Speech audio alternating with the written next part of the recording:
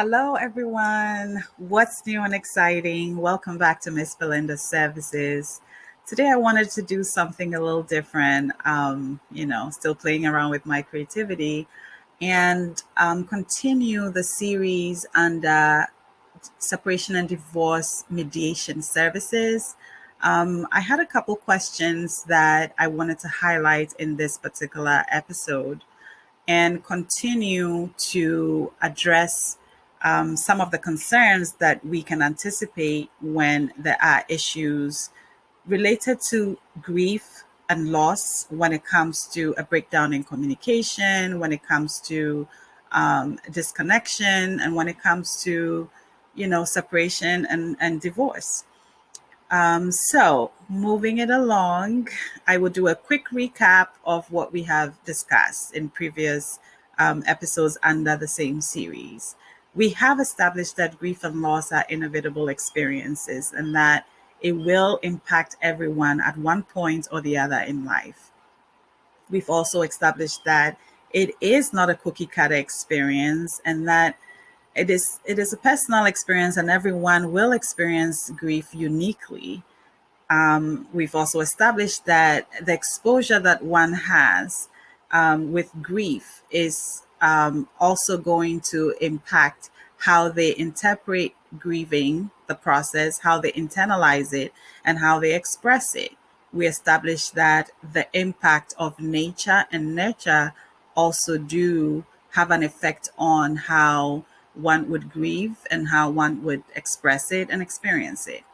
So we did talk about how grief impacts our functioning, especially when we are under, the process of separation and divorce.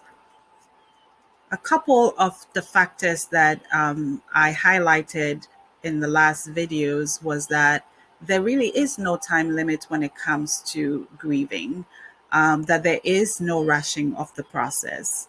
We also established that it is not a linear experience, meaning that you do not go from one stage to the other.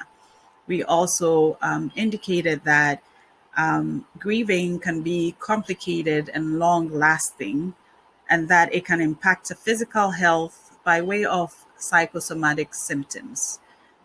We talked about how these symptoms can impair our daily functioning and just overall quality of life. Most importantly, we want to highlight here that we all deserve support when we're going through grief, regardless of whether the loss is associated with a breakdown in communication, a breakdown in relationships, or if it's associated with a loss of anything else in life, that we do deserve some support during this process. Grief basically is just an emotional reaction to loss. We talked about the stages of grief, and I highlighted a couple of them, which I will go over really briefly. We talked about denial, and that denial is the defense mechanism in which there is an attempt to minimize the impact of the trauma or loss. So the emotions that are exhibited in this stage is usually doubt, shock, disbelief, and the feelings that are associated with this stage can be a feeling of numbness, where someone just feels like they can't feel anything. Not feeling anything is also a part of, feeling a stage of grief. Then we spoke about anger and the fact that anger is a masking emotion, and that underneath anger is usually the feelings of blame and shame, guilt and pain, bitterness, resentment, and even hatred. And usually, people who are experiencing anger will have a lot of confusion, there is sadness, and then anxiety may be experienced with anger as well. We talked about bargaining, which is another stage on in the grief stages. With bargaining, unlike denial and anger, which are active grief stages, bargaining is a vulnerable and helpless stage. And with this stage, there is still denial, and one continues to question themselves with the what ifs and only ifs. And accompanied with this, because vulnerability is also a challenging emotion to assess, usually people will present or exhibit in the forms of threatening. They threaten exes, they try to negotiate with exes, they try to negotiate with the universe or God, hoping that they can alleviate the pain of loss. Then we talked about depression, which is what most people are familiar with, and which is also the stage that is usually connected to a lot of the psychosomatic symptoms. And so depression is that quiet stage of grief, and it's a stage that is, one is mourning the loss, and it's characterized by loneliness and isolation. And like I indicated, it has several challenges, which we will address some of those challenges under the psychosomatic symptoms. Then we also have the acceptance stage of grief. And with acceptance stage, people usually are more ready to make peace with their losses.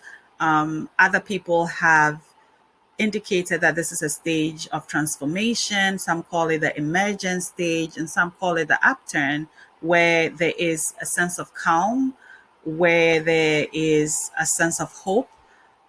Usually, there is still the lingering sadness, but then the anger and the pain would have subsided. And that is what characterizes the acceptance stage.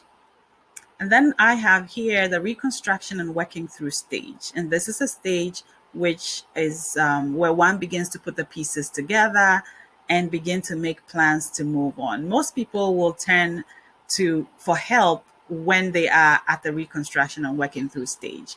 The whole point of this is that we can still get help before we get to this point, because it could move you further along much faster, more safely through your stages. The question that came in was for me to elaborate a little bit more on the psychosomatic or physical symptoms. It is really an urgent matter, because people usually end up in the doctor's offices or with their healthcare practitioners only when they begin to feel like they can handle the physical symptoms that they exhibit, or that the doctors or the mental health professionals are able to point out that the psychosomatic symptoms are more related to stress, maybe grief and loss. So it is truly an urgent matter. And it's basically just the physical expression of grief and loss on the mind and the body and how it impacts our functioning. Psychosomatic basically breaks down to mind and body. So just a couple of symptoms. We talked about increase in inflammation in the body. Someone will have a lot of body pains, aches, joint pains, fatigue, tiredness, just feeling lethargic, a lack of energy, a loss of interest in otherwise previously enjoyed activities. So this is something to bear in mind, because depressive symptoms mimic similar psychosomatic symptoms, right? And then there is challenges with breathing. People have shortness of breath, or they might have increased heart rate and racing hearts and palpitations. So they might show up at the doctor's office thinking they're having a heart attack, only to be supported in identifying that it is stress related. It could be related to how they might be processing grief. And then other symptoms, dizziness and tremors are usually pretty they're unique, but then they also are associated with depression for the most part. Headaches and migraines, obviously, if you're in your head a lot, processing and thinking in loops. People will have trouble sleeping, sometimes racing thoughts, inability to sleep, or some oversleep, or some will be able to fall asleep and not stay asleep, or some might not be able to fall asleep easily. So it's a lot of sleep issues that also need to be addressed. And then obviously with anxiety, you can have upset stomach, stomach aches, indigestion, nausea, also associated with some of these symptoms. Depressive symptoms also can show up in terms of isolation and loneliness. You don't want to engage with anyone and you just want to stay by yourself. There's issues with eating, loss of appetite, maybe overeating to compensate, maybe under eating, that would also relate to weight loss or weight gain. We did talk about the numbness. Stress will increase blood pressure. And then there are episodes sometimes of anxiety attacks or even panic attacks. So the second question was, what do we do when we have all these symptoms coming up? Simply just contact your health professional. Whether you go to your primary care physician or you go to your mental health professional, every one of these people are equipped to assess where you are at in your process, and they're able to help you unpack, able to help you identify, process, and then they're able to support you with the tools, the skills, the strategies, the resources to help you cope better with the process that you're going through. So, I hope that adds on to our series a little bit more understanding on the psychosomatic symptoms. As usual, if you have any questions, do not hesitate, reach out. You can send me an email at missbelindaservices.com. Through missbelindaservices.com, the website. You can send me an email through missbelindaservices@gmail.com, and on our handles on Instagram and Facebook at Miss Belinda Services. Thank you once again for listening, and I hope you'll have a good one.